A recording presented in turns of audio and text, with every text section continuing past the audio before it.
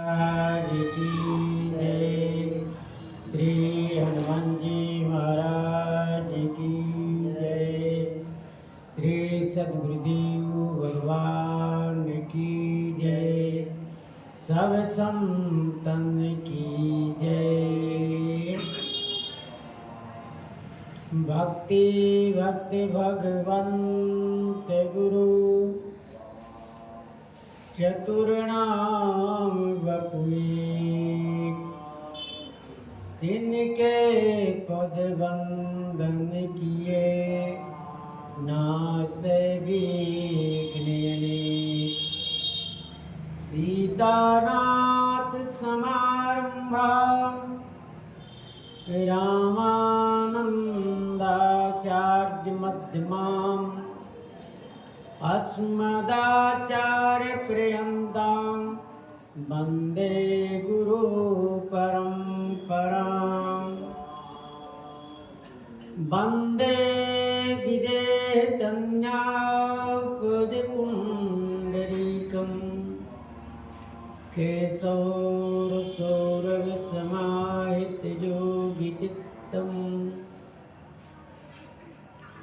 हम तो त्रितापमुनिहंस सेव्यं संगमान चाले परिपीत परागपुंजं। दुर्वादलंदति तरुणावनेत्रं हेमांबरं विभूषणभूषितांगम्।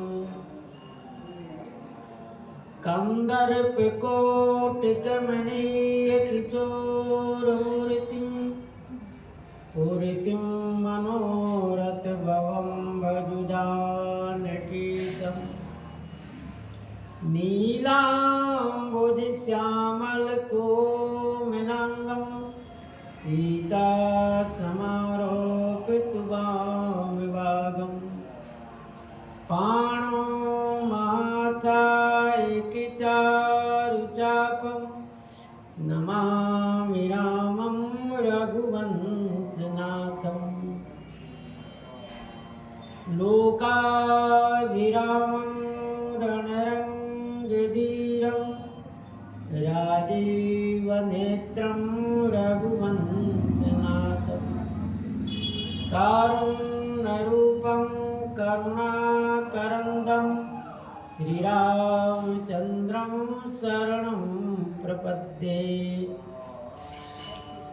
मनोजवं मारुतवेगं जितेन्द्रियं बुद्धिमतां वरिष्ठं। वातात्मजं वानरयूथमुख्यं श्रीरामदूतं शरणं प्रपद्ये। श्रीरामदूतं शरणं प्रपद्ये। श्री गुरुचरण सरोज रज निज मन मुकुर सुधार। बरनौ रघुबर विमल जस जोदायक फल चार। सियावर रामचंद्र की जय। श्री राम जय जय राम। श्री राम जय राम। श्री राम जय जय राम।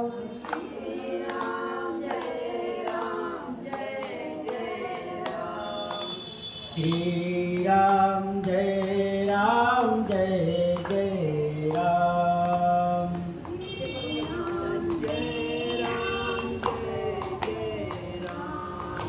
श्री राम जय जय राम। श्री राम जय राम। श्री राम जय जय राम। श्री राम जय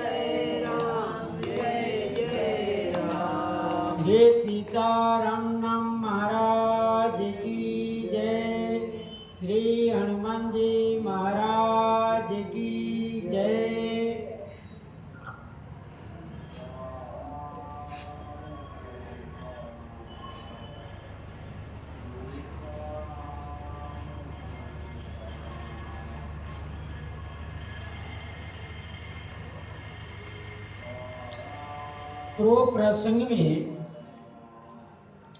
श्री गोस्वामी जी महाराज वर्णन किए श्री परशुराम जी और श्री राम जी का संवाद। श्री परशुराम जी पूछ रहे हैं कि बताओ इस धनुष को किसने तोड़ा है। श्री जनक जी से प्रश्न किए कि यह धनुष किसने तोड़ा। यदि आप सब नहीं बताओगे तो जनक जी से कहे कि जहां तक तुम्हारे यह राज है मैं वहां तक पृथ्वी को पलट दूंगा, जिससे प्रजा सभी आपकी नष्ट हो जाएगी। आज भी ऐसा होता है, भूकंप उसी क्षेत्र में होता है और वह क्षेत्र के बहुत कष्टमय और लोगों को बहुत दुख होता है। इतना तक होता है कि वहाँ जहाँ भूकंप होता है वहाँ पृथ्वी धंस जाती और पानी पानी ही हो जाता, पूरे बस्ती के बस्ती नष्ट हो जाता। तो वही बात श्री परशुराम जी कह रहे हैं कि यदि आप नहीं बताएंगे उनका नाम, जहाँ तक आपका राज है मैं पृथ्वी को पलट दूंगा, क्योंकि आप प्रजा भक्तसल है, प्रजा को अपने पुत्रवत मानते हैं, पालन करते हैं। प्रजा के नष्ट होने के भय के कारण आप बता देंगे कि अमुक व्यक्ति ने तोड़ा है, लेकिन जनक जी कुछ नहीं बोले। जनक जी चुपचाप हैं। तो श्री राम जी देखे कि बड़े समाज भयभीत है। तब श्री राम जी कहते हैं देखो ये धनुष तोड़ने वाला कोई आपका दास होगा, आपका सेवक होगा, वही इस धनुष को तोड़ा होगा। परशुराम जी कहे कि सेवक का यह काम नहीं है, सेवक का काम है सेवकाई करना। सेवक का काम है सेवा करना, न कि शत्रुता का मोल लेना, शत्रुता करना। इस बात पर श्री लखनलाल जी हंस दिए। हंसे तो परशुराम जी लखनलाल जी के तरफ कहने लगे कि देखो यह बालक जो है काल के वशीभूत हो रहा है। जैसे काल सबको खाता है, किसी को नहीं छोड़ता है, ठीक उसी प्रकार यह बालक जो शिव जी का धनुष है उसको धनुहिया कह रहा है। ये कह रहा है कि मैं बहुत बार आप बचपन में धनुष तोड़ा हूँ। यह कौन धनुष है जिस पर आपकी अधिक ममता है? मैंने इतने धनुष को तोड़ा, उस पर आपको ममता नहीं हुई। कौन सा कारण है कि इस धनुष पर आपको ममता हो गई? उत्तर प्रत्युत्तर में ही होता है कि उत्तर व्यक्ति को नहीं मिलता है तो व्यक्ति नाराज हो जाता है, और उत्तर देने वाला आप ही के बात को पकड़कर फिर वह बात आपसे बढ़ा देता है। परशुराम जी यही कहते हैं। परशुराम जी और लखनलाल जी के संवाद में यही हुआ कि लखनलाल जी आप ही के बात को पकड़कर आप ही को उत्तर देते हैं, लेकिन आपको उसका उत्तर खंडन करने का आता ही नहीं है। तब परशुराम जी ने कहा हमारा स्वभाव आप नहीं जानते हो, मैं कितना क्रोधी हूं। तुम सब धनुष को एक ही समान समझते हो। देखो मैं इतना क्रोधी हूं, बाल ब्रह्मचारी हूं और विश्व विदित क्षत्रिय कुल द्रोही हूं। ये सब परशुराम जी अपनी बड़ाई कर रहे हैं। परशुराम जी बार बार लखनलाल जी को फरसा दिखा रहे, तो लखनलाल जी कह रहे क्या यह कोई पहाड़ है कि फूंक देंगे तो उड़ जाएंगे हम? पहाड़ को फूंक देने से उड़ जाता है। जैसे आपने सहस्त्राबाहु को मारा, अन्य राजाओं को मारा, वो रुई के समान था, उसको आपने फूंक दिया, वो उड़ गया। दूसरा उदाहरण दिए कुम्हड़ा की बतिया कि तर्जनी के अंगुली दिखा दो तो वह मर जाता है। वह यह बतिया नहीं है, ये तो लोहे का बतिया है, ये सूखने वाला नहीं है। आप लोहे की बतिया समझ लीजिए। इस प्रकार से देखी कुठार सरासन बाना, लखनलाल जी कहते हैं मैं आपके बाण और कुल्हाड़ी देकर मैंने अभिमान पूर्वक आपसे कुछ कहा हूं।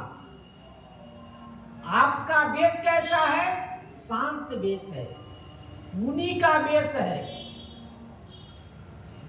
आगे कहेंगे कि आप इस वेश में आते, मुनि के वेश में, तो आपको प्रणाम करते, लेकिन आप तो क्षत्रिय रूप में आए, धनुष बाण धारण किए हुए हैं, तरकस धारण किए हुए हैं, फरसा लिए हुए हैं। तो इस वेश को देखकर ये बालक कुछ कह दिया। भृगुपति समूझी जनेऊ बिलो की, जो कछु कहूं सहूरी सिरो की। आपको भृगुवंशी आपको जानकर और भृगु जनेऊ बिलो की, जनेऊ की गांठ को मैंने परख लिया कि यह गांठ जो है भृगुवंशी की ही होता है, और किसी वंश में ऐसा गांठ नहीं होगा। जो चक्राकृत होगा,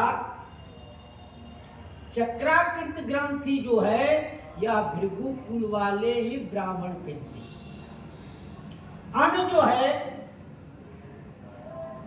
3 वर्णों में लिंगाकृत लंबा उनका गांठ होता है, और उनका चक्राकृत होता है, जैसे चक्र गोला होता है, उस प्रकार के उनके गांठ होते हैं। इस प्रकार से कहते हैं मैंने आपका जनेऊ देख लिया। जनेऊ देखने से मैंने समझ गया कि आप भृगु कुल के हैं। जो कछु कहो सहु रिस रोकी, मैंने जो कुछ कहा है, श्री लखनलाल जी कहते हैं कि मैंने जो भी कुछ कहा है आपसे, उसको रिस रोकर, यानी क्रोधित न होइए, उसको आप सहन कर लीजिए। सूर मही सूर हरि जन अरु गाई, हमरे कुल इन पर न सुराई। श्री लखनलाल जी कह रहे हैं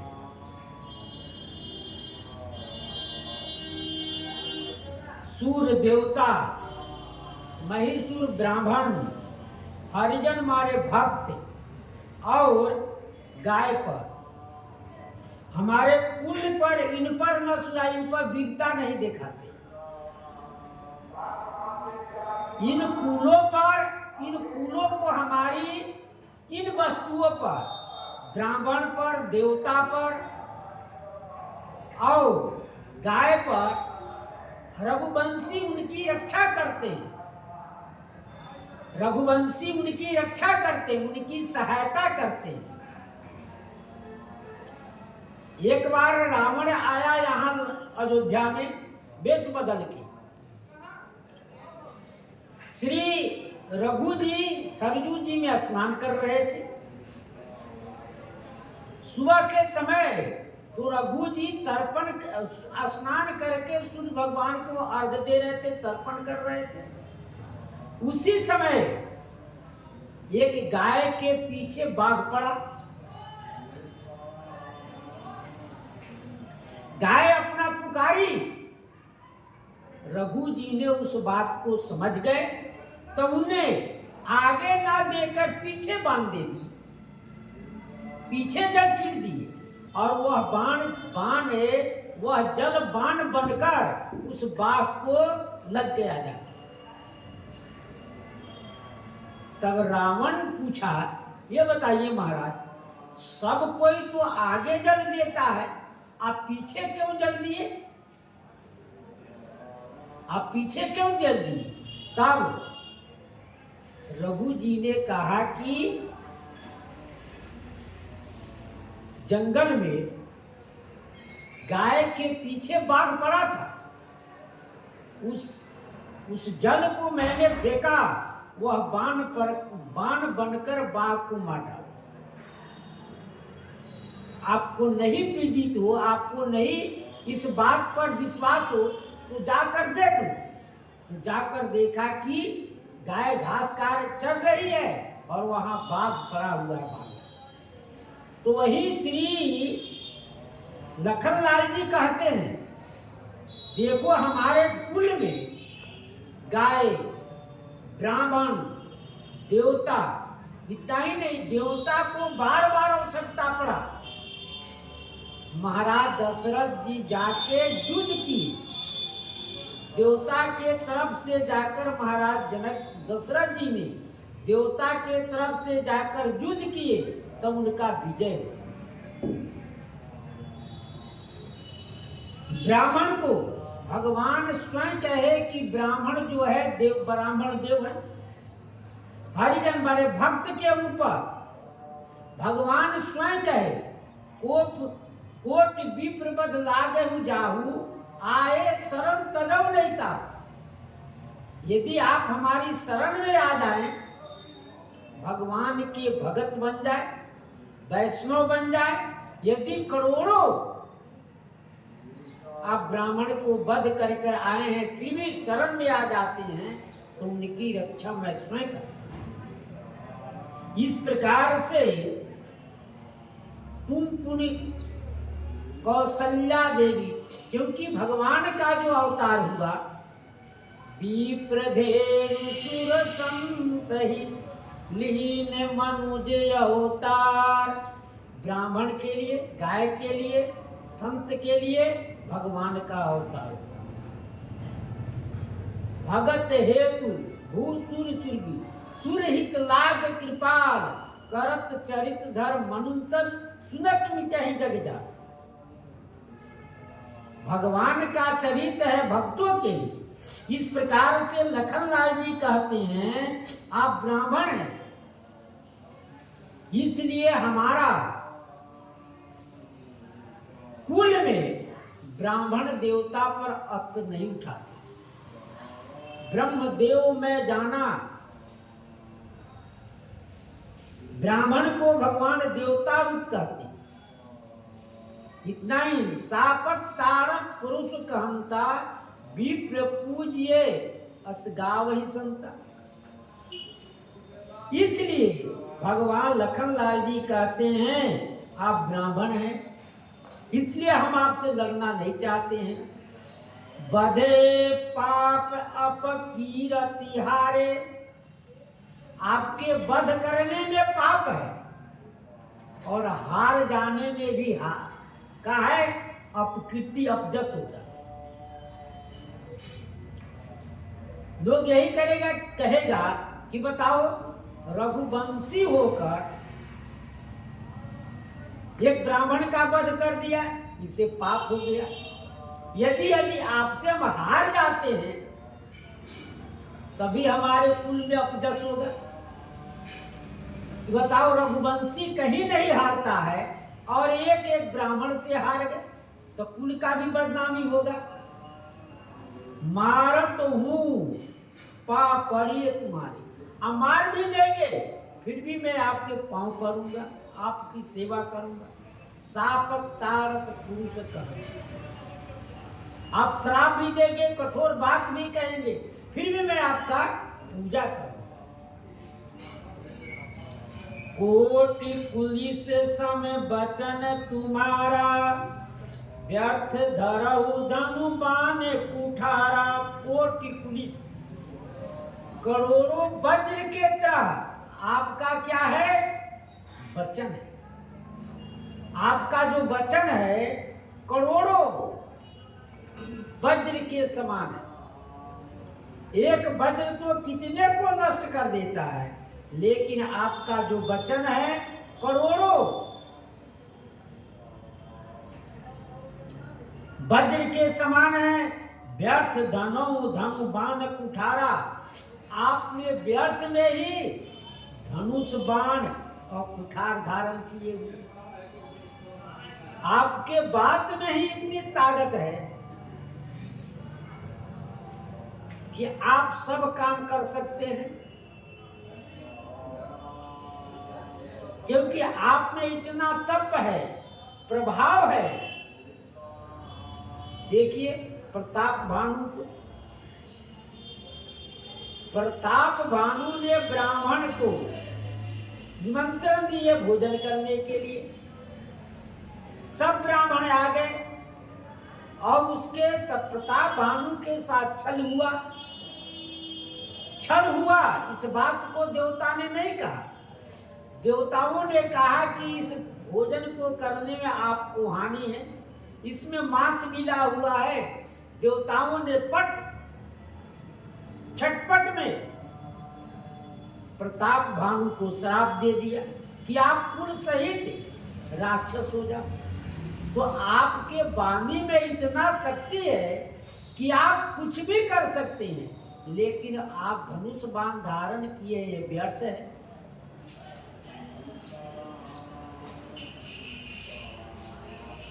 तपबल विप्र सदा बरियारा, क्योंकि आप तपस्या से बलवान हैं।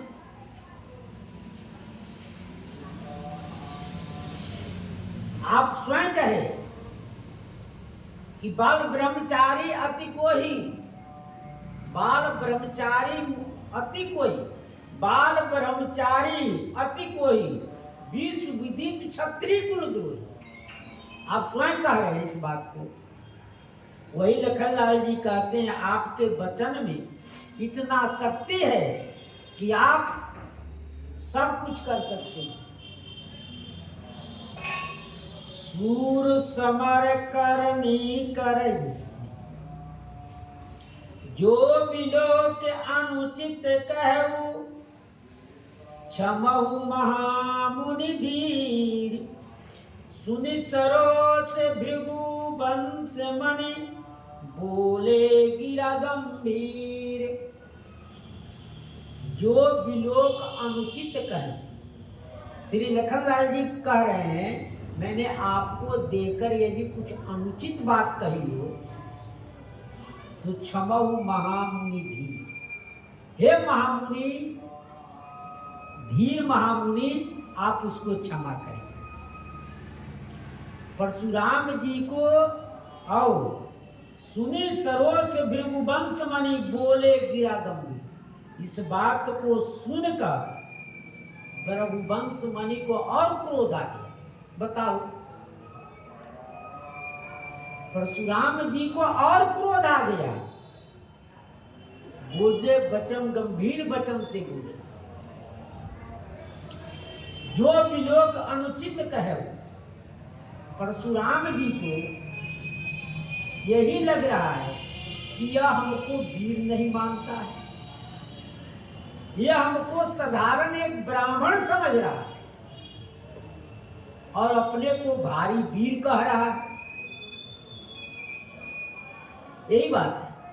परशुराम जी ये सोच रहे कि हमको वीर नहीं मान रहा है, सिर्फ ब्राह्मण मान रहा है।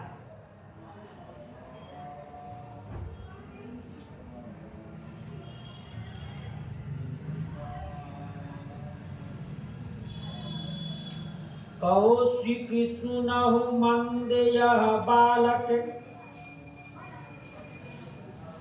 कुटिल काल बस निज कुल घालक।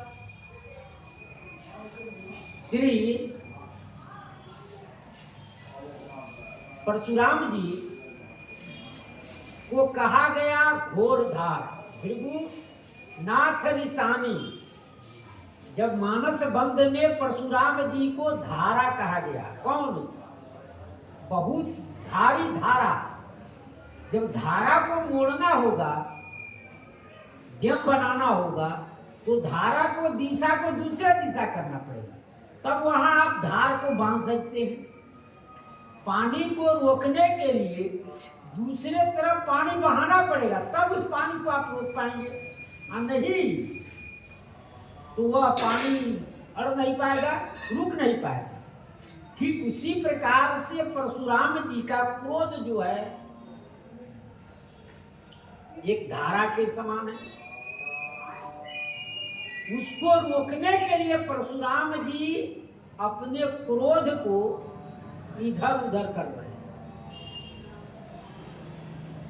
अब श्री विश्वामित्र जी से कहते हैं, हे विश्वामित्र जी सुनिए, मंद यह बालक मंद बुद्धि का, मंद है। पुलिस कुटिल काल बस निज कुल घालक, ये कुटिल है, काल के बस है, निज कुल घालक, अपने वंश को नष्ट करने वाला। क्यों? क्योंकि यार जो भी हम कह रहे हैं उसके बात को खंडन कर रहा है।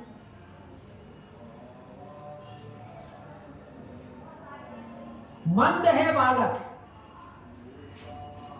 नीच बुद्धि का है, यह हमको समझ ही नहीं रहा है कुछ, और कुटिल है, ये कुटिलता करता है,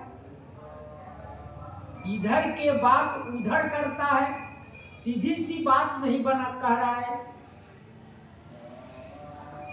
कोई न कोई बात ऐसा छेड़ देते हैं लखनलाल जी जिससे परशुराम जी का क्रोध बढ़ जाता है।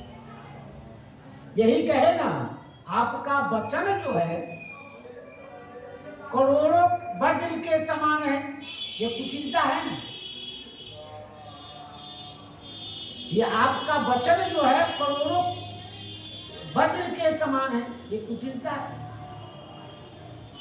ये हमारी बड़ाई नहीं कर रहा, ये हमारी निंदा ही कर रहा है, कुटिलता है। जो आपने ये धनुष बाण धारण किए हैं, ये व्यर्थ में बोझ उठाए हुए हैं। इस बोझ से क्या मतलब है?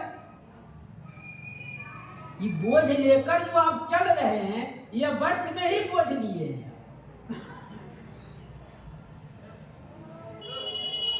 काल बस है, काल जब आता है तो व्यक्ति को समझाने पर नहीं समझ में आता। काल किसी को डंडा लेकर नहीं मारता है कि स्वयं जमराज आवे और मारे, सो नहीं। धर्मराज को ही जमराज कहते हैं और वह वेश बदल कर आता है। कोई कोई देखता है तो चिल्ला लगता है, क्योंकि उनके दूत का भी देखिए, किसी भी राजा को राजा स्वयं नहीं आता, उसके दूत आते हैं। राजा का दूत आता है, यानी दूत माने सिपाही समझिए। वह राजा स्वयं बैठा रहता, आदेश करता है कि अमुक को ऐसा दंड देना, उनको पकड़ के लाना है। तो उस प्रकार से सिपाही आया, आपको पकड़ को ले गया। वही सिपाही से सबको डरता है कि मैंने कौन सी गलती की जो हमको आज पकड़े जा रहे हैं। इसलिए जमराज जब आता है तो लोग व्यक्ति देखकर भयभीत हो जाते हैं। वही कहते हैं कि यह काल के बस हो गया है। निज कुल घालक, अपने वंश के नष्ट करने वाले, ये वंश के वृद्धि नहीं करेगा, क्योंकि यह ऋषि मुनि महात्माओं का निंदा करेगा। इसलिए ये अपने कुल के घालक है, नष्ट करने वाले हैं। भानुवंश राकेश कलंकु निपट निरंकुश अबूध असंकु। भानुवंश सूर्य कुल में, सूर्य कुल चंद्रमा में एक कलंक है। पूर्ण चंद्रमा में सूर्य कुल राकेश, सूर्य कुल चंद्रमा में यह कलंक रूप है और अत्यंत निशंकु है। इस पर किसी का बस नहीं चलता। निरंकुश माने स्वतंत्र है, किसी के इस पर अंकुश नहीं है, किसी का यह बात नहीं सुनवाता है। और अबुध, इसको बुद्धिमान नहीं है, बुद्धि के हीन है। असंकु, किसी का शंका नहीं है, किसी का डर भी नहीं है इसको कि यहाँ विश्वामित्र जी हैं, राम जी हैं, इन सब का डर होना चाहिए। अपने पिता का डर होना चाहिए कि यदि हम कुछ कहेंगे तो डर हो जाएगा, डर हो कि ये हमारे पिता से नालिश कर देंगे तो हमको डांट फटकार हो। इसका कोई डर नहीं है, इसको कह रहे हैं, इसका कोई डर ही नहीं है। हम इसको कलंक है, ये वंश में कलंक रूप पैदा लिए। लोग देहात में न कहते हैं, देहात में किसी किसी कहते बताओ हमारे कुल में तू कलंक पैदा किया, सारा कुल के व्यवस्था को तूने नष्ट कर दिया, हमारा नाम भी नष्ट कर दिया। जो मैंने कीर्ति जस समाज में पाए थे वो सब तूने हमारा नष्ट कर दिया। तो कलंक नहीं लगा वंश में। उसी प्रकार से रघुवंशियों सब ब्राह्मणों के सेवा करते रहे। ये हमसे लड़ने को तैयार है, ये हमसे लड़ने को तैयार है। काल कवल होई है चन माही, कहूँ पुकार खोरी मोहि नाही। श्री परशुराम जी कह रहे हैं काल कवल होई है चन माही, ये काल के कलेवा होगा। थोड़े देर में ये काल के कलेवा हो जाएगा, क्षण में, थोड़े देर में, क्षण में ही मैं इसको काल के हवाले भेज देता हूं।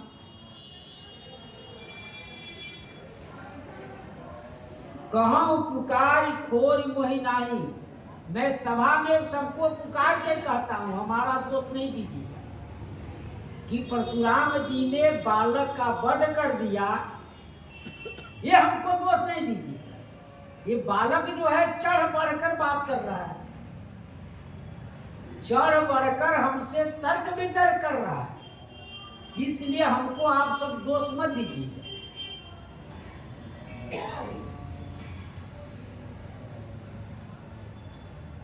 तुम हट हट कहू जो चहु उभारा, कहे प्रताप बल रोष हमारा।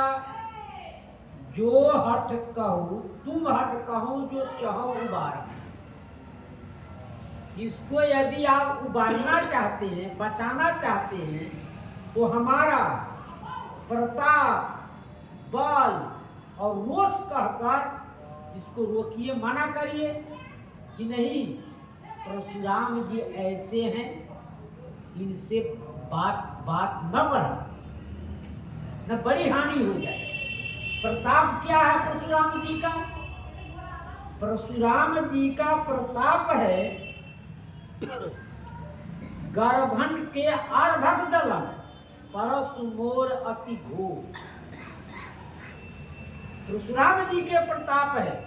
जिस प्रकार से लंका में रावण नहीं, हनुमान जी का प्रताप रहा, हनुमान जी ने गर्जना किए तो गर्जन करने के आवाज सुनकर निशाचरियों के गर्भपात हो जाए।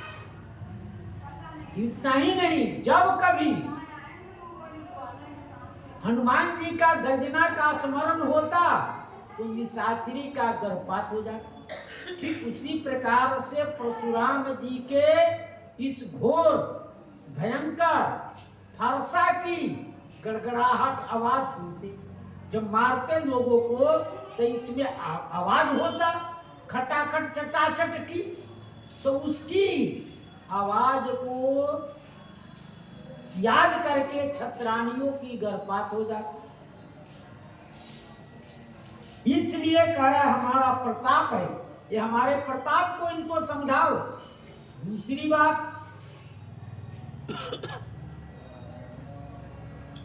बल कहाँ है? बल कहे भुजबल भूमि भूप बिनु कीन्हे, विपुल बार महीने मन दीने। श्री परशुराम जी अपने भुजा के बल से भूमि को राजाओं से रहित कर दिए। जब भुजा में बल नहीं रहता तो कैसे उसको मारते? इसलिए कह रहे हैं भुजबल भूमि भूप बिनु कीन्हे, ये बल है उनका। और रोष क्या है, क्रोध क्या है उनका? उनमें क्रोध कितना है तो कहते हैं बाल ब्रह्मचारी अति कोही, मैं बाल ब्रह्मचारी हूं, उनमें इतना क्रोध है। बाल ब्रह्मचारी अति क्रोधी, मैं इतना क्रोधी हूं।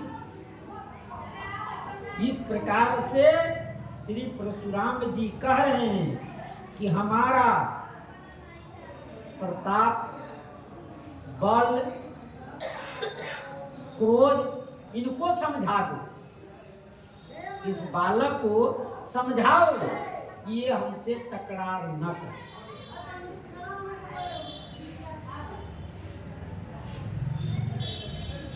लखन कहो मुनि सुजस तुम्हारा, तुम्हें अछत को बरन पारा। यही बात है, लखन लाल जी उन्हीं के बातों के पकड़ कर कह रहे हैं कि आप अपना सुजस, अपना जस स्वयं अपने मुख से वर्णन कर रहे हैं।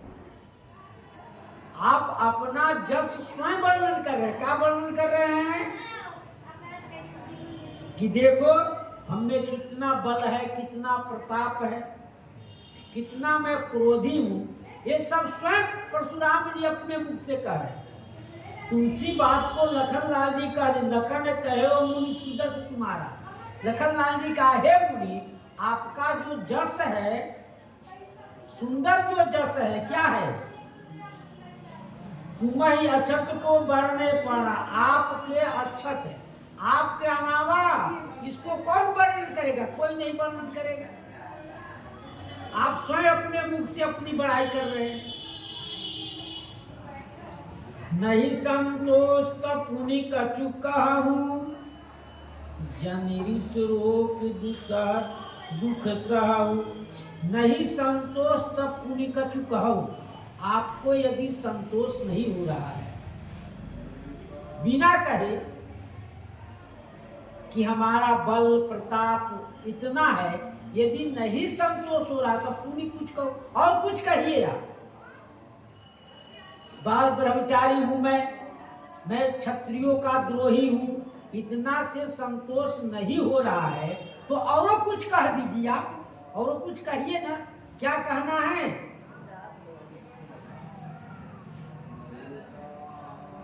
बार अनेक भांति बहुवर्णी, अनेकों प्रकार से आपने अपने जस को वर्णन किए।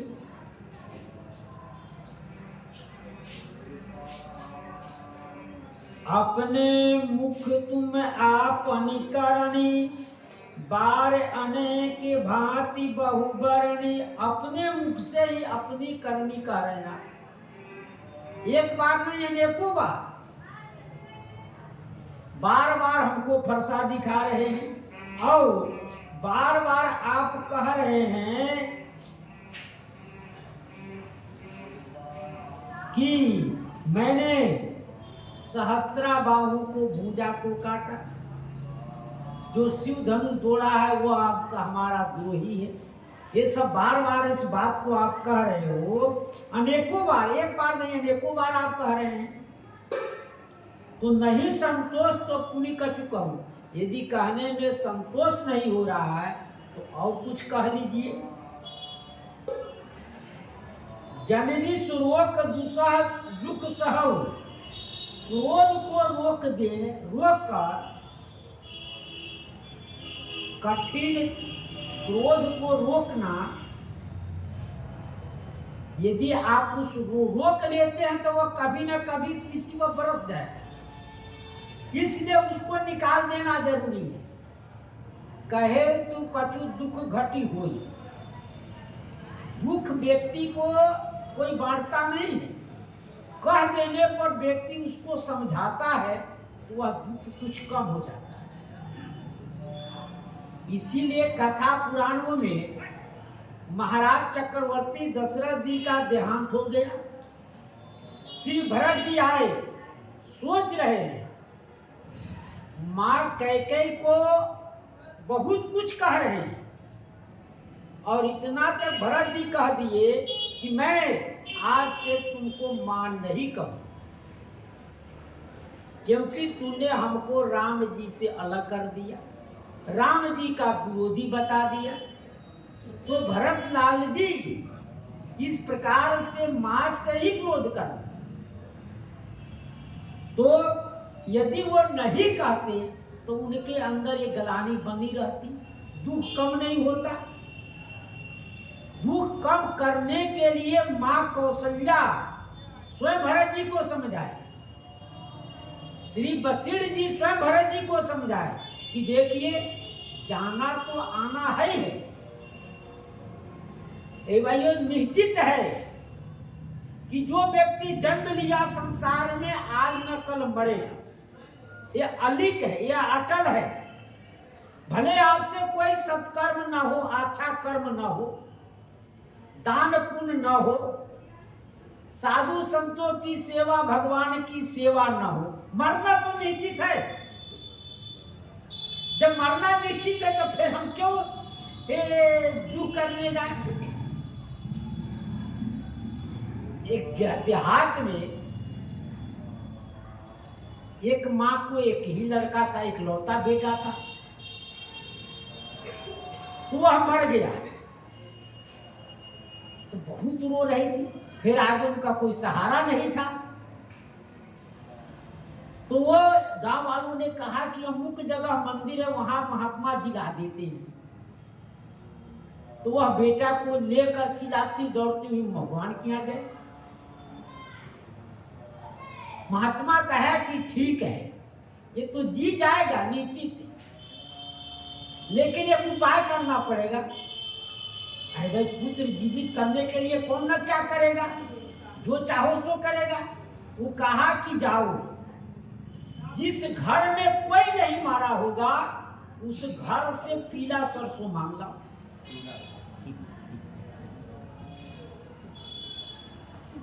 तो जिस घर में जाए वो कहा कि नहीं, हमारे सास मर गए हैं, वो हमारे ससुर मर गए हैं, हमारे बाबा मर गए हैं, हमारे अमुक मर गए हैं, हमारी दादी मर गई है।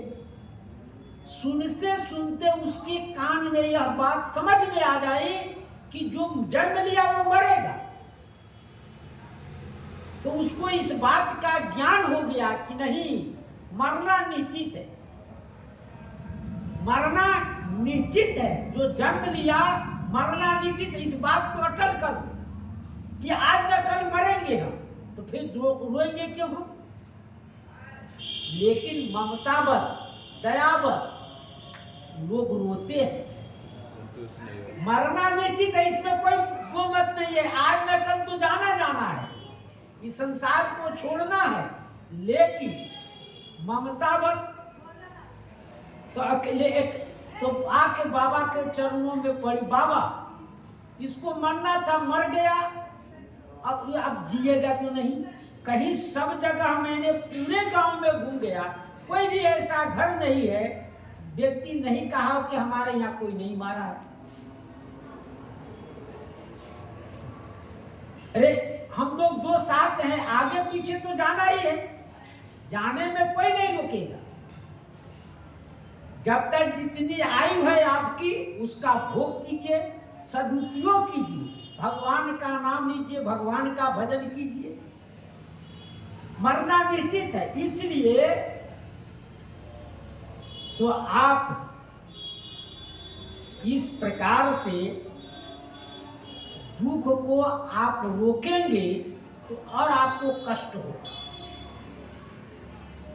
दुख को बांट देंगे, इधर उधर व्यक्ति से कह देंगे तो व्यक्ति आपको समझा देगा, समझाने से आपको भी बात समझ में आएगी। हाँ भाई ऐसे तो होता ही रहता है। वो बताएगा इनके साथ ऐसा हुआ, वो कहेगा इनके साथ ऐसा हुआ, होता तो है सबके साथ ऐसा, तो हमारे साथ हो गया तो क्या बात है, आपको संतोष हो जाएगा, दुख कम हो जाएगा। इसीलिए श्री परशुराम जी से लखनलाल जी कह रहे हैं, आप जो रोष कर रहे हैं, क्रोध कर रहे हैं, आप समझ लीजिए, उसको बांट दीजिए, नहीं तो आपको बड़ा भारी दुख होगा।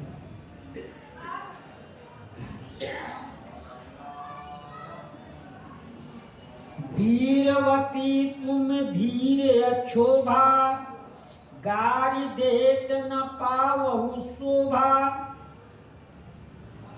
वीरवती, वीर अक्षोभा, आप वीर हैं, धैर्यवान है, अक्षोभा चंचल रहित है, यानी चपलता आप में नहीं है। धीर व्यक्ति ही चंचलता से रहित है। आप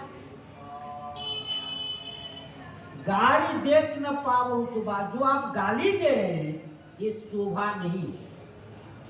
आपने गाली क्या दिया, भानुवंश भय, भानुवंश राकेश कलंकु, निपट निरंकुश अबूध असंकु, ये गाली है। ये सुनो कौसुक सुनो मंद, यह बालक कुटिल है, कालवश है, कुटिल कालवश निर्कुल घाला, ये अपने वंश को नष्ट करने वाले हैं। इस प्रकार से जो आप गाली दे रहे हैं ये आपको शोभा नहीं देता, क्योंकि आप वीर हैं। वीर किसी को गाली नहीं देता है, वो तो समर में युद्ध कर फैसला कर देता है। युद्ध में वो युद्ध करके वो फैसला करता, गाली नहीं देता है। इस प्रकार से आपने वीरों का बाना धारण किए हुए हैं, वीरों का बाना धारण किए हैं आपने। धनुष बाण, तरकस, फरसा लिए हुए वीरों का बाना है, कवच, और उधर मुनि का वेश बनाए हुए, त्रिपुर धारण किए हुए हैं, सिर में जटाए हैं, भस्म लगाए हुए हैं, माला पहने हुए हैं, यह मुनि का वेश है आपका। इसलिए आप धैर्यवान हैं, आप में किसी प्रकार की कोई चंचलता नहीं है, धैर्यवान है आप। लेकिन जो आप गाली दे रहे हैं आपको शोभा नहीं है। सूर समर करनी करही, कहीं न जना वही आप, विद्यमान रन पाई रिपु, कायर कतई प्रताप। सूर समर करनी करे, वीर जो है किसी को गाली नहीं देता, वो क्या करता है, समर में युद्ध करके फैसला कर लेता है। और कहीं न जाना हुआ मैं ये हूं, वो नहीं जनाता है। वो तो कहता है कि आओ सामने तलवार से लड़ लो, चाहे भला फरसा से लड़ लो। पहले यही लड़ाई था। विद्यमान उपस्थित रण में जो है शत्रु के साथ, शत्रु की कोई बड़ाई नहीं करता है। माने शत्रु के साथ बड़ाई नहीं करता है, शत्रु के साथ तो लड़कर ही फैसला करता है। इस प्रकार से तुम तो काल हाक जनु लावा, बार बार मोहि लागी बोलावा। तो श्री लखनलाल जी कह रहे हैं आपके बस में काल है, बार बार आप काल को न्योता देते हैं, काल बस है, ये काल के कलेवा बनेगा। इस प्रकार से जो आप कह रहे हैं ये कि काल आपके बस में है, आप बार बार उसको बुला रहे कि आओ इस लड़के को ले जाओ, ये शुभ बात नहीं है। बार बार मोहि लागी बुला, बार बार आप उनको बुला रहे हैं हमारे लिए। इस प्रकार से जो कुछ और भाव होगा उत्तर प्रसंग में। श्री सीताराम महाराज की जय। आज एकादशी है, कार्तिक शुक्ल पक्ष एकादशी का क्या नाम है, क्या महात्म है? श्री ब्रह्मा जी बोले किनसे? श्री नारद जी से ब्रह्मा जी, नारद जी पूछे महाराज बताइए कार्तिक शुक्ल पक्ष एकादशी का क्या नाम है, उसको करने का नियम क्या है, उस व्रत को किस प्रकार से किया जाएगा और करने के बाद फल क्या मिलता है सो बताइए। तब श्री ब्रह्मा जी ने कहा देखिए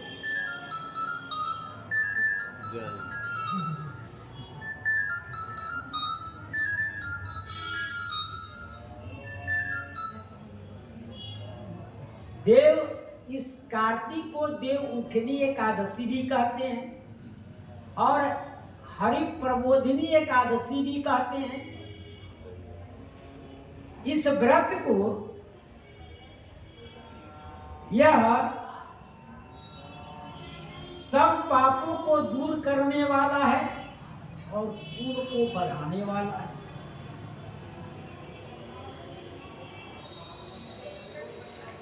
कहे कि यदि व्यक्ति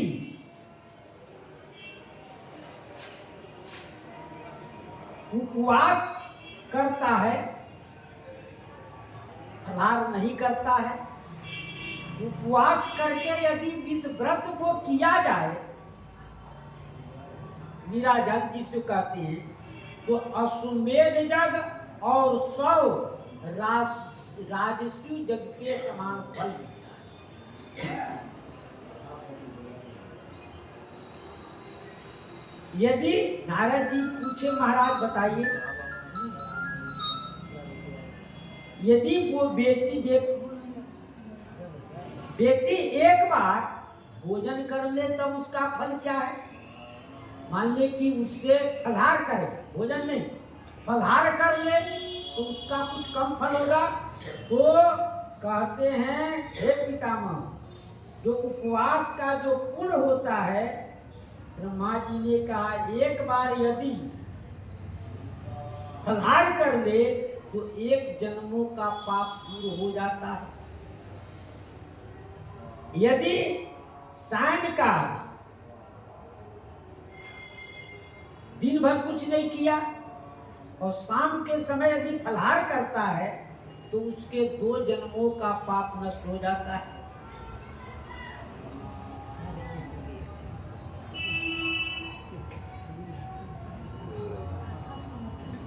दो जन्मों का पाप नष्ट हो जाता है।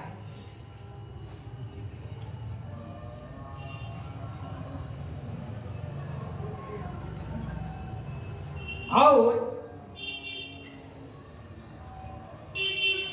2 जन्मों का और जो तीनों लोक में कठिनता से जो वस्तु नहीं मिलती है वह उसको सुलभ हो जाता है।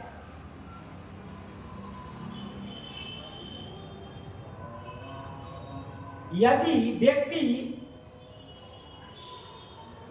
थोड़ा कुछ जल पी के रह जाए तो कहते उसके 7 जन्मों का पाप नष्ट हो जाए।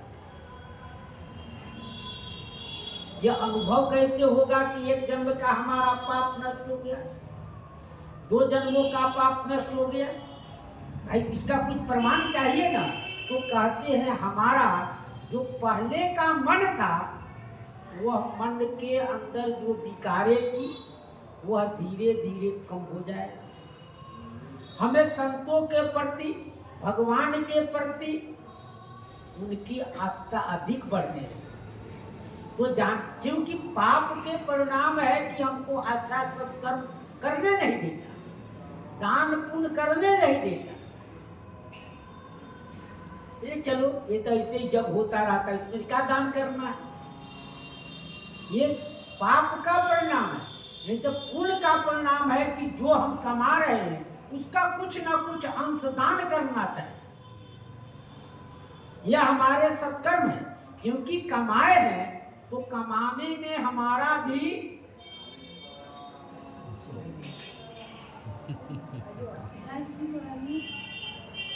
कमाए हुए धन में हमारा हक है कि हम दान करें, संतों की सेवा करें, भगवान की सेवा करें, भगवान के अच्छी से अच्छी वस्तु भोग लगाएं। यही व्रत करने का फल होता है कि व्रत किया उसका फल हमको मिला तो हमारी बुद्धि परिवर्तन हो। जो हमारी श्रद्धा कम थी वो श्रद्धा बढ़ने लगेगी। यही हमारी सत्कर्म का फल है। कहते हैं सुमेरु और मंदराचल पहाड़ के समान जो पाप है वो इस एकादशी व्रत करने से नष्ट हो जाता है। हजारों पूर्वज जन्मों के लिए दुष्कर्म के जागरण करने के लिए रुई के ढेर के समान है, वह सब पाप नष्ट हो जाता है। हमारी स्वभाव में परिवर्तन हो जाता है। इतना ही नहीं, जब कहते हैं एकादशी व्रत करने का फल तीर्थ, समुद्र, सरोवर जब तक रहता है तब तक उस एकादशी का फल हमको प्राप्त होता है। बहुत से लोग हैं इस एकादशी व्रत करके यदि किसी का कोई बहुत कष्टमय जिंदगी जी रहा है, उसकी मृत्यु नहीं होता है, तो संकल्प करके आप दे दीजिए तो वो शरीर पूरा कर देगा। इस एकादशी में महत्व सब में है, लेकिन इसमें विशेष महत्व। भगवान 4 महीने सहन किए, आषाढ़ शुक्ल पक्ष एकादशी के लेकर आज तक भगवान सहन के ग्रह में रहे। अब आज से जो भी आपके शादी विवाह है, घरवास है, जो भी सत्कर्म शुभ कर्म कार्य होगा वह सब आज से शुरू हो जाएगा। इसलिए इस एकादशी का बहुत भारी महत्व है। इतना ही नहीं, इस व्रत में कोई भी करे जो ब्राह्मणी सुहागवती या ब्राह्मणी हो, वह जो उसके वंश में किसी प्रकार का कष्ट हो, उसे करने से वह सारे पाप नष्ट हो जाते हैं। जन्म भर जो पुण्य किया गया है, यदि हम कुछ फल को करें तो उसका 100 गुना फल प्राप्त होता है और पाप शीघ्र ही नष्ट हो जाता है। और धन संतान यदि नहीं हो, दुराचार आचरण करने वाले हो, तो अभी सब इस व्रत करने से धीरे धीरे मनोवृत्ति बदल जाता है। और इतना ही नहीं, जो कोई अपने मन में सोचते हैं कि हम प्रबोधिनी व्रत करेंगे, ऐसे विचार करने वाले को 100 जन्मों का भी पाप नष्ट हो जाता है। यदि प्रबोधिनी इस एकादशी की रात्रि जागरण करे तो भविष्य वर्तमान 10,000 खूनों को विष्णु लोक में पहुंचा देता है। भगवान के सामने जागरण करके कीर्तन करे, नाम जाप करे। यदि आपके पूर्वज किसी कारणवश कहीं और लोक में है तो वह विष्णु लोक को चला जाता है। यदि पितृगण पूर्व जन्मों के कर्मों को प्राप्त करके नरक में दुख भोग रहा है तो यह व्रत करने से उसको छुटकारा मिल जाता है। हम दूसरे एकादशी में व्रत में है कि नारद जी गए, उसके पिता नरक में थे तो कहा कि जाकर हमारे पुत्र से कह दो कि यह एकादशी व्रत करेगा तो हमारा सब पाप नष्ट हो जाए।